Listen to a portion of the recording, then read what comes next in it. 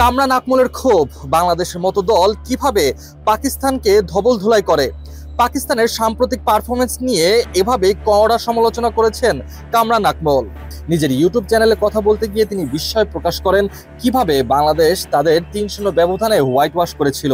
এছাড়াও তিনি পাকিস্তান দলকে নিয়ে আরো বলেছেন, পাকিস্তানের ক্রিকেটে এখন আর জবাবদিহিতা নেই। ধারাবাহিকভাবে ব্যর্থতার সত্ত্বেও কেউ কিছু বলছে না।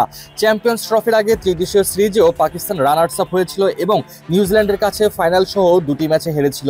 এছাড়া চলমান ২০২৩-২৫ চক্রে পয়েন্ট টেবিলে পাকিস্তান ৯ দলের মধ্যে ৯ নম্বরে শেষ করেছে।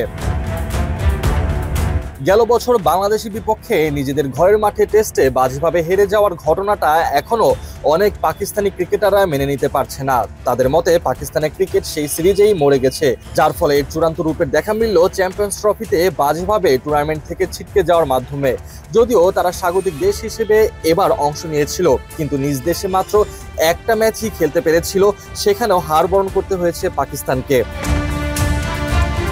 আকমল মনে করেন, শুধুমাত্র ব্যক্তিগত পারফরমেন্স দিয়ে সম্মান পাওয়া সম্ভব নয়, বরং দলের হয়ে খেলতে হবে এবং জিততে হবে। পাকিস্তান আইসিসির সাম্প্রতিক ৩টি বৈশ্বিক টুর্নামেন্টে ব্যর্থ হয়েছে। ২০২৩ ওয়ানডে বিশ্বকাপের সেমিফাইনালের আগেই বাদ পড়েছে। ২০২৪ টি-20 বিশ্বকাপে গ্রুপ পর্ব থেকে বিদায় নিয়েছে এবং ২০২৫ চ্যাম্পিয়ন্স ট্রফিতেও একই চিত্র দেখা গেছে।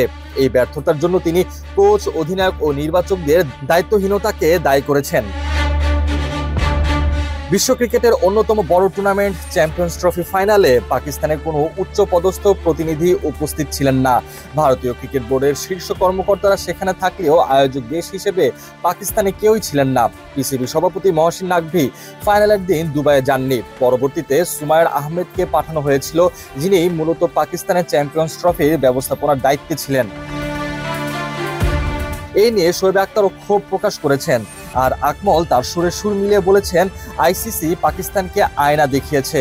পিসিবির কোনো কর্মকর্তা ফাইনালে উপস্থিত না থাকাটা লজ্জার, যা পুরো আয়োজনকে আইপিএল এর মতো মনে করিয়েছে। পাকিস্তানের ক্রিকেটের বর্তমান অবস্থা নিয়ে সাবেক ক্রিকেটারদের এই সমালোচনা বোর্ডের জন্য নতুন এক চ্যালেঞ্জ হয়ে দাঁড়িয়েছে।